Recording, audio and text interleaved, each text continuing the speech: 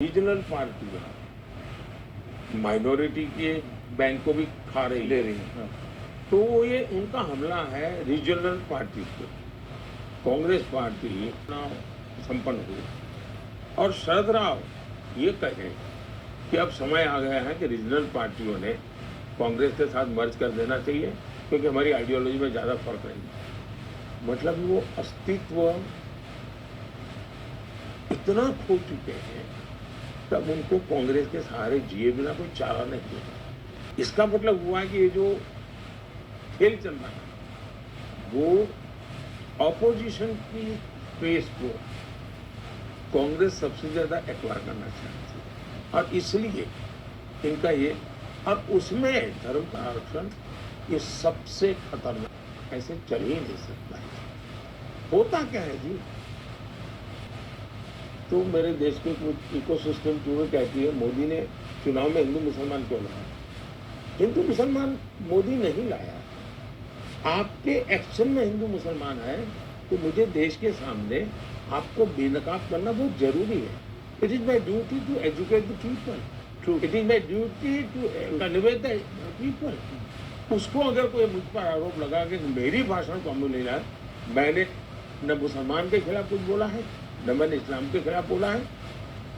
मैं सेकुलरिज्म के नाम पर देश के ताने बाने को तोड़ने का जो प्रयास, चाहे चमड़ी के रंग पर हो, उपासना पद्धति पर हो, भाषा पर हो, ये मैं समझता हूँ कि नहीं चल सकता।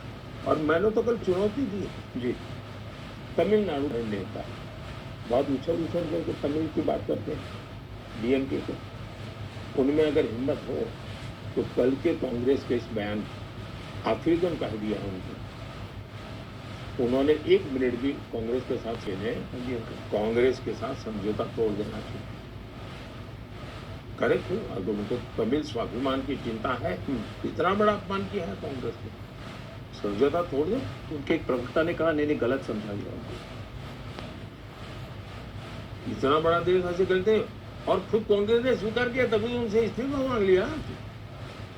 कांग्रेस ने खुद ने गलती नहीं मानी, कांग्रेस ने माना हाँ ये मगर सैक नहीं किया। हाँ सैक नहीं। ऐसा है कि ये उनकी कॉमन कोर कमेटी ने निर्णय की हुई चीज उन्होंने की है, वो घड़ा उनके सर पे फोड़ने जा रहे हैं। प्रधानमंत्री जी, मेरा स्पष्ट मत है कि तमिलनाडु और बंगाल हजारों साल का हम इतिहास लेते हैं, तो कुछ ऐसी जगह है जिसने देश की बहुत बड़ी सेवा की, देश का नेतृत्व किया, संकट की घड़ियों में से देश को बाहर निकाला है। तमिलनाडु का बहुत बड़ा योगदान है। दुर्भाग्य से ये दोनों राजनीतिक नेतृत्व की विकृत मानसिकता के शिकार हो चुके हैं। अब बंगाल में जिस प्रकार से जिन मुद्दों को लेकर के बंगाल की मुख्यमंत्री संसद में आवाज उठाती थी जब वहां लेफ्ट की सरकार थी, आज और ममता जी वो कर रही है जो लेफ्ट वाले करते थे, कांग्रेस वाले करते थे, और ये सवाया गुना करते थे और उसमें क्रिमिनल एलिमेंट नया जुड़ गया। और आज जो संदेश फैली तो छोटी सी घटना है जी, यानी छोटी सी दिखती है, घटना छोटी नहीं, छोटी सी दिखती है, लेकिन पूरे बंगाल में तो भयंकर ज्वालामुखी है। कब विस्फोट होगा कहने की कठिन मुश्किल है। हर जगह भी इस प्रकार का जुर्म और सिर्फ उन्होंने अपनी वोट बैंक की रखा। दूसरा, वो कानून नियमों को पालन करने को तैयार नहीं। भर्ती घोटाले में लोग पकड़ प्रूव हो जाता है, लोगों की नौकरी चली जाती है, इनको परवाह नहीं है। उनको तो लगता है राजनीति में हम देख लेंगे, पैसे गिनते गिनते, लेकिन उनको उन लोगों से कोई परवाह नहीं है। यानी उन्होंने एक न्यू नॉर्मल बना दिया देश के लिए संकट का विषय। घटनाएं किसी न किसी राज्य में कुछ ऐसी चिंताजनक घटनाएं होती है, लेकिन उसको कोई सर्टिफाई नहीं, हर कोई दुखी होते हैं, रास्ता खोजते हैं, यार ऐसा नहीं होना चाहिए। अरे तो यहाँ ऐसा नहीं है। जब साइकोलॉजिकली आप ये करोगे और 3 दशक लेफ्ट के और टीएमसी एक प्रकार से 50 साल बंगाल के बर्बाद हो चुकी थी। आज कोई इंडस्ट्री नहीं आ रही है, कोई नया सिस्टम डेवलप नहीं हो रही है, राजनीति चले रहेगी, लोग बेचारे मुसीबत में गुजारा करते रहेंगे। ये इतना बड़ा देश का इतना महान राज्य, इतना महान राज्य, इतनी महान कला, इतनी महान संस्कृति, अब सब गंवा रहे, इसकी पीड़ा है। वो अंग्रेज राज तो करते ही थे, सरकार तो चलाते थे और लोगों की भलाई का काम भी करते थे, रेलवे बनाते थे, क्या नहीं करते थे? क्या जरूरत थी आजादी के आंदोलन में? सब तो चल ही रहा था, स्कूलें खुलती थी, अस्पताल खुलते थे, रेलवे चलती थी, रोड बनते थे, क्या जरूरत थी? क्यों देश में सैकड़ों हजार लोग शहीद क्यों हुए? क्यों अंडमान निकोबार का क्यों हो गए? स्वमान स्वाभिमान कोई चीज होती है जिंदगी। 500 साल तक राम मंदिर के लिए शायद दुनिया के अंदर एक बहुत बड़ी घटना है, एक श्रद्धा के लिए 500 साल तक एक समाज लड़ता रहा, हर व्यवस्था से लड़ता रहा। मंदिर बना करके रहेंगे ये संगठन, पीढ़ी दर पीढ़ी लड़ाई के लिए। सचमुच में तो ये 500 साल सिर्फ हिंदू को नहीं, दुनिया के हर समाज को इंस्पायर कर सकता है। ये बलिदान का इतिहास है, ये त्याग का इतिहास है, ये तपस्या का इतिहास है। आप उसको भी अपने ही पूर्वजों ने किया, कोई बार बार नहीं किया। और गुलामी की स्वमान के लिए, स्वाभिमान के लिए, तो जैसे देश की आजादी का गर्व है, वैसे ही 500 साल की लड़ाई का भी गर्व है, स्वाभिमान की लड़ाई है ये। लेकिन चूंकि आपके सेकुलरिज्म जो अपने खोखलापन है, उसके लिए डर करके जियोगे तो क्या चलेगा? दूसरा, ये पॉलिटिकल कैसे है? वहाँ हिंदुस्तान के कला जगत के सभी लोग थे। अब देश के प्रधानमंत्री को बुलाया, देश के राष्ट्रपति जी को बुलाया, राष्ट्रपति जी को सुविधा नहीं थी, राष्ट्रपति जी ने तारीख अलग दी और वो अलग तारीख को गए भी। जी, देश के प्रधानमंत्री ने कहा मैं आऊंगा, तो देश का प्रधानमंत्री गया और प्रांत प्रतिष्ठा में मैं साक्षी बना। मुझे तो कोई हक नहीं है, वो तो पंडितों का और उसके शास्त्रों के जानकार लोगों का। मैं एक साक्षी भाव से मांगा था और मैं करके आया। और मैंने कहा था भाई उस दिन मेरा कि हमारी यात्रा राम से राष्ट्र की तरफ, हमारी यात्रा देव से देश की तरफ। ये जो इंस्पिरेशन मिलता है वो देश की भलाई के काम आना चाहिए। दूसरा, ये राम मंदिर के जो ट्रस्टी हैं उनकी विशेषता देखिए साहब, उन्होंने जिन्होंने घोर विरोध किया, लगातार उनके भी यहाँ जाकर के निमंत्रण दिया, सम्मान दिया उनको और ये मैसेज दिया कि भाई अब तक जो हुआ सो हुआ, सुप्रीम कोर्ट ने जजमेंट दे दिया है, चलो हम साथ मिलकर चलिए। उस निमंत्रण को उन्होंने ठीक करा दिया। दूसरी तरफ ऐसा ही निमंत्रण उन्होंने बाबरी मस्जिद का केस लड़ने वाले, राम मंदिर के खिलाफ अदालत में सुप्रीम कोर्ट तक लड़ने वाली 2-2, 3-3 पीढ़ी जिसकी लड़ती रही, वो इकबाल अंसारी, उनको भी निमंत्रण दिया। तो उन्होंने कहा भी अब सुप्रीम कोर्ट का जजमेंट आ गया, अब मेरा जिला सिपा कोई रहता नहीं है। और वो स्वयं प्राण प्रतिष्ठा के कार्यक्रम में आकर के बैठे। इतना ही नहीं, उन्होंने उनका जो गनमैन है जो हिंदू है, तो उन्होंने राम मंदिर की प्रतिमूर्ति खरीद कर उनको गिफ्ट दी इकबाल अंसारी जी को। अब मैं सोचता हूँ ये इकबाल अंसारी सच्चा सेकुलर है कि कांग्रेस सच्ची सेकुलर? तो इस एक घटना से मुझे लगता है इकबाल अंसारी सच्चा सेकुलर है। जब तक लड़ना था अपने हकों के लिए वो लड़ते रहे, न्यायपालिका ने कहा तो उसको स्वीकार करते चले। और ये लोग हैं, उनकी वोट बैंक की राजनीति है। तो देश इकबाल अंसारी को भी देखता है और शाही परिवार को भी देखता है। और साल के बाद सुप्रीम कोर्ट में विजय हुआ था, लेकिन हिंदुओं ने जश्न नहीं मनाया था, उत्सव नहीं मनाया था, पटाखे नहीं फोड़े थे। क्यों? हम किसी भी समाज को दुखी, किसी को पराजित, और मेरा तो उस दिन स्टेटमेंट था और औरों का भी था कि ये जय विजय का नहीं है, ये सबको जोड़ने का अवसर है ये। तो जिस दिन राम जन्मभूमि का जजमेंट आया उस दिन भी की बात हुई, लेकिन दुर्भाग्य है कि कुछ लोगों को इस प्रकार की प्रवृत्ति के बिना अपनी वोट में बिखर जाएगी, इसकी चिंता है। प्रधानमंत्री जी, आपके हर सवाल है 2019 से 2024 मेरे पास जो सदन में संख्या बल है, बीजेपी का, एनडीए का और एनडीए प्लस का, वो करीब करीब 400 है इफेक्टिव मेजोरिटी। ऑलरेडी। आज जो पार्लियामेंट चल जी, रही जी। है, तो है करीब हम 360 एनडीए हैं, और हमें आंध्र मदद करता रहा, हमें उड़ीसा मदद करता रहा, हमें नॉर्थ ईस्ट मदद करता रहा, और 5 साल मदद की है। ये नंबर 400 हो ही जाता है। तो 400 होता है, तो इस चुनाव में 400 पार करने का लक्ष्य कोई तय नहीं करेगा क्या? अगर मैं 400 पर हूं, तो मैं मेरे कार्यकर्ता को मोटिवेट करने के लिए 400 पार की बात नहीं करूंगा क्या? और ये जनता से आया जी। दरअसल ये विषय जनता से आया। दूसरी बात, सवाल है, मैं सदन में संविधान दिवस मनाने के लिए प्रस्ताव लेके आया। किसने विरोध किया? कांग्रेस पार्टी के स्वयं खड़गे जी ने खड़े होकर के भाषण किया कि संविधान दिवस की क्या जरूरत है ना भाई। अरे मैंने कहा भाई, संविधान के प्रति देश के लोगों की श्रद्धा बनाने के लिए, जैसे आज भी रामायण महाभारत के कथा कीर्तन होते हैं, हर पीढ़ी को वो ट्रांसमिट होता जाता है, संविधान को भी उसी भाव से लोगों को देखने की आदत डालनी चाहिए। मेरे लिए संविधान वो चीज है, जब 60 साल हुए थे संविधान के, तब मैंने भारत सरकार को कहा था कि हमें संविधान का बहुत बड़ा महोत्सव मनाना चाहिए। भारत सरकार ने कुछ किया नहीं। मैंने मेरे संविधान के 60 साल के निमित्त बहुत बड़ा अभियान चलाया था, और इतना ही नहीं, मैंने संविधान एक ग्रंथ के ऊपर सजाया था, और मैं खुद हाथी के पैरों के पास पैदल चलता था। क्यों? सामान्य मानवी को मुख्यमंत्री से भी बड़ा संविधान होता है, ये संस्कार करने देंगे। तो संविधान के प्रति मेरा समर्पण ये है। मैं पार्लियामेंट में गया तो संसद को मैंने माथा टेका था। मैं 19 में जब प्रधानमंत्री पद के लिए मेरी पार्टी ने मुझे नेता चुना, तो मैंने पहले मेरा सर संविधान के सामने झुकाया था, तब जाके मैंने पद का ग्रहण करता।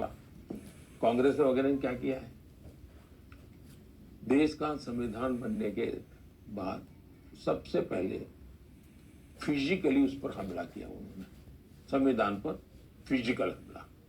संविधान का जो शारीरिक रचना थी, नंदलाल बोस के चित्रों के साथ, और वो चित्र नहीं थे जी, उसमें एक मैसेज था कि हजारों साल की संस्कृति का एक नई कड़ी हमारा संविधान है, और इसलिए उन्होंने हजारों साल की सांस्कृतिक घटनाओं को जोड़ते हुए पेंटिंग बनाए थे। बहुत सोच विचार करके संविधान की बॉडी बनाई गई थी। आत्मा की बात बाद में करता हूं, मैं बॉडी की बात करता हूं। ये चित्र मामूली चीज नहीं थी। चित्र राम का था, कृष्ण का था नहीं, उसमें हमारे देश के गणराज्यों की भी चर्चा है चित्रों में जी। नरेशन का, यानी पूरी तरह सांस्कृतिक इतिहास है उसमें। उन्होंने सबसे पहले इसको खत्म कर दिया, तो आत्मा पर हमला किया, दिल पे किया, फिर आत्मा पे किया। कैसे किया? भारत के संविधान का सबसे पहला जो सुधारा किया है पंडित नेहरू जी ने, जो उसमें उन्होंने अमेंडमेंट किया है, वो क्या किया?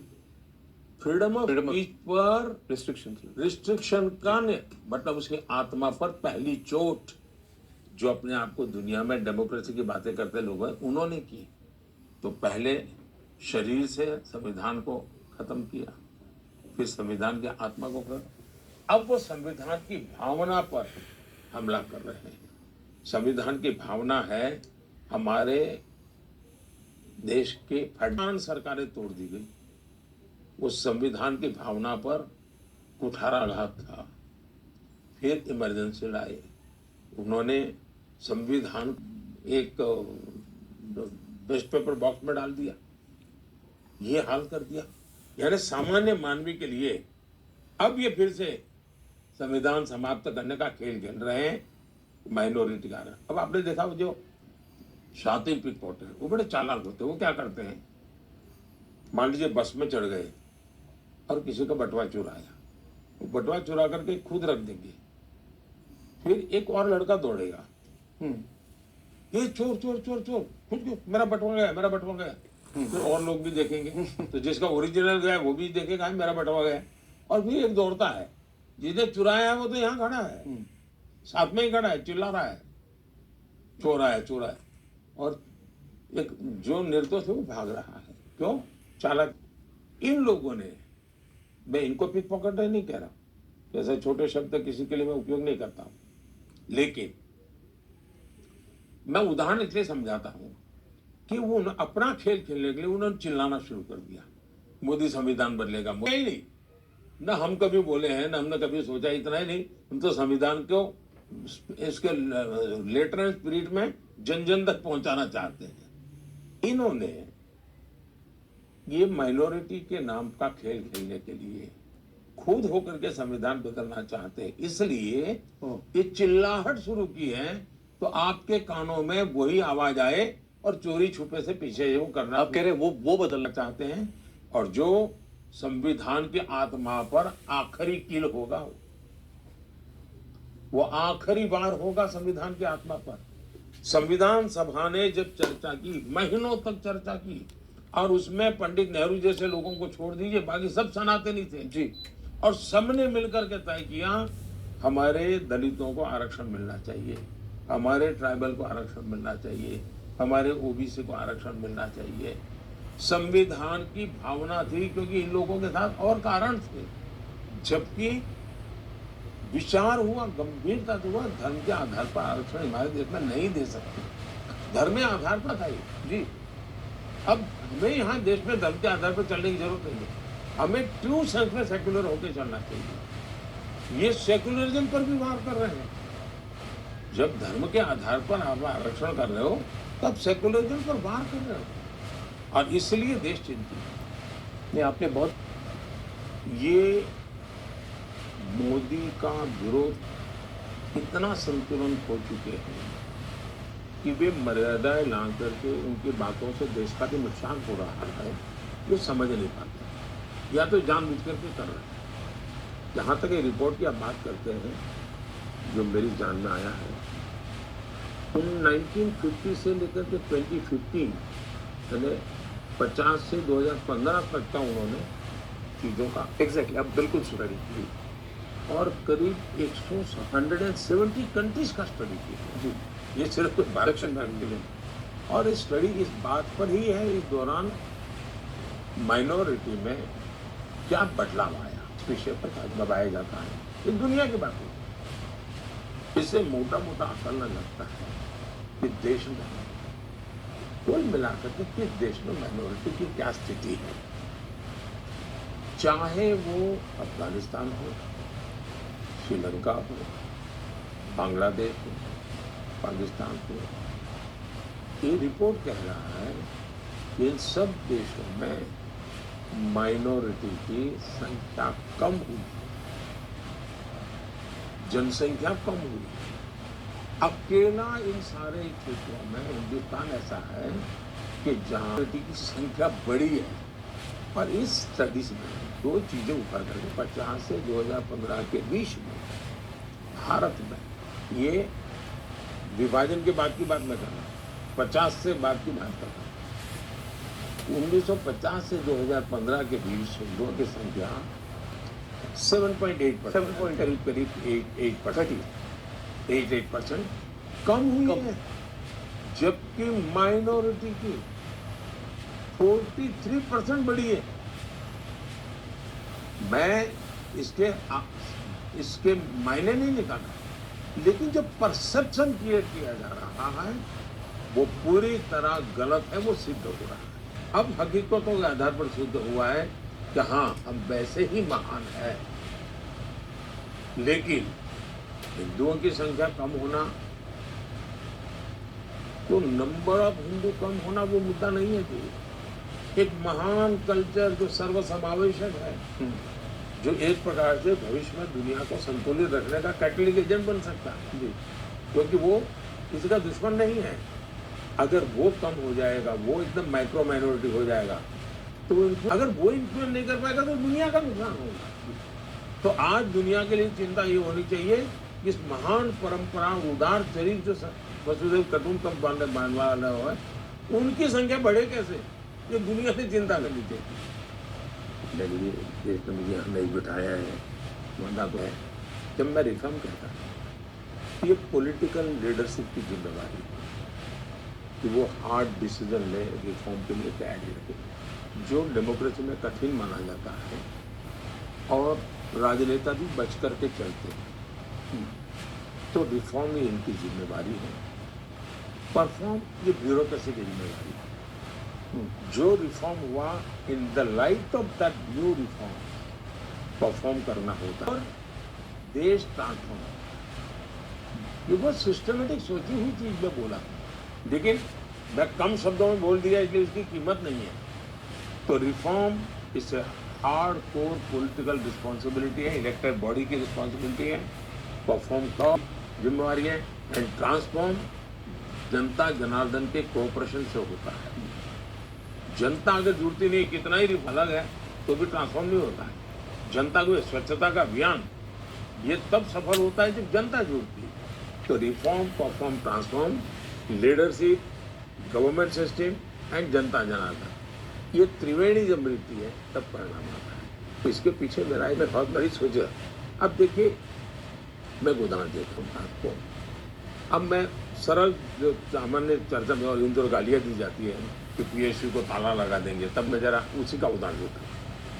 देखिए, हमारे देश में जो सरकारी कंपनियाँ 60 वर्षों तक कांग्रेस ने सरकारी जो कंपनियां बनी उनका संसाधनों का उपयोग अपने होटल बुक करने में, विमान किराए पर करने, इन्हीं चीज़ों में खर्च किया, बर्बादी करती है। 2009 का सीएजी का रिपोर्ट है। सीएजी ने हमारे पीएसयूज के लिए कहा, सरकारी कंपनियों के लिए कहा कि मैं इनकी वजह से 68 सरकारी कंपनियां बर्बाद हो गई हैं। ये 68 कंपनी। जब मैंने आकर के देखा तो मैंने सरकारी कंपनियों और सरकारी बैंकों से, लेकिन पॉलिटिकल इंटरवेंशन होना चाहिए, आइडियाज, विचार, नयापन, वो जरूर आपको कहना है। मैंने परिस्थितियों से भागना नहीं, इंटरफेरेंस नहीं। आप मेरा ये करो, मेरा करो। मैंने कह दिया जैसे, मैंने कहा भाई ये मानो मंत्री क्या, पॉलिटिकल सिस्टम क्या करती थी कि खुद को एक मोबाइल मिलेगा, उसके डिपार्टमेंट उनके 3 मोबाइल लेगा, सरकार एक गाड़ी देगी, हर पीएसयू से एक गाड़ी रखेगा अपने बच्चों के लिए।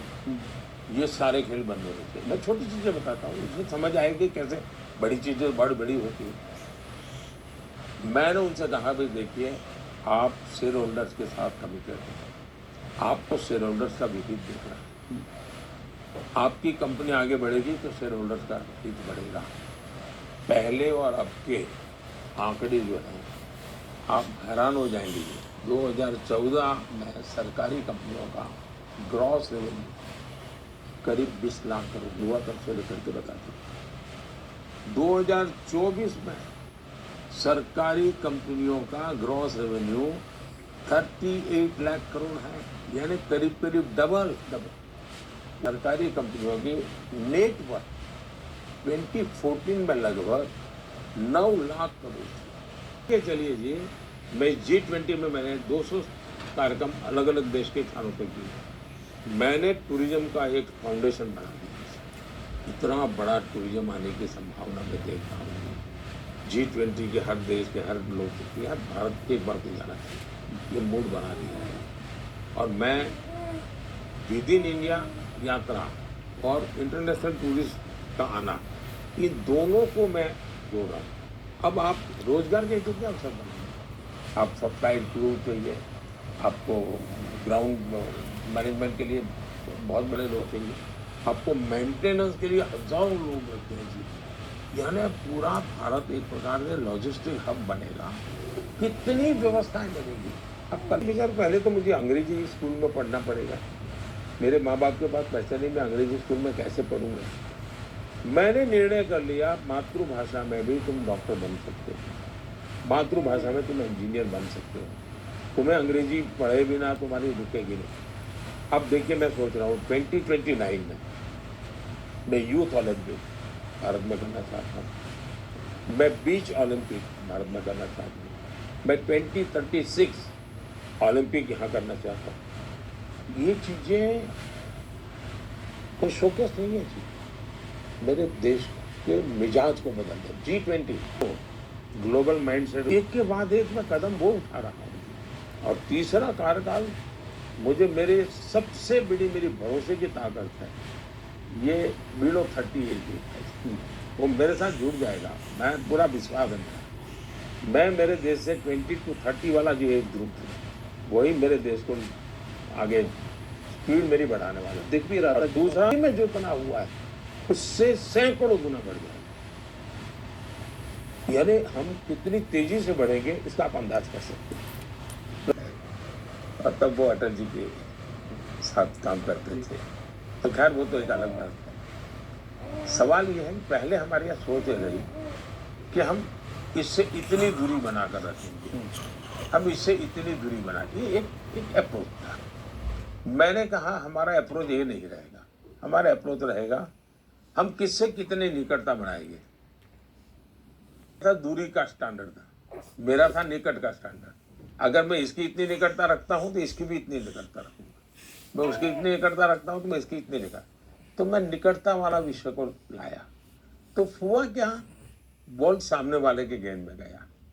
तो मोदी के पास हूं, भारत के पास हूं, और वो मेरा विरोधी वहां है, मैं थोड़ा और आगे चलूं, मैं ज्यादा।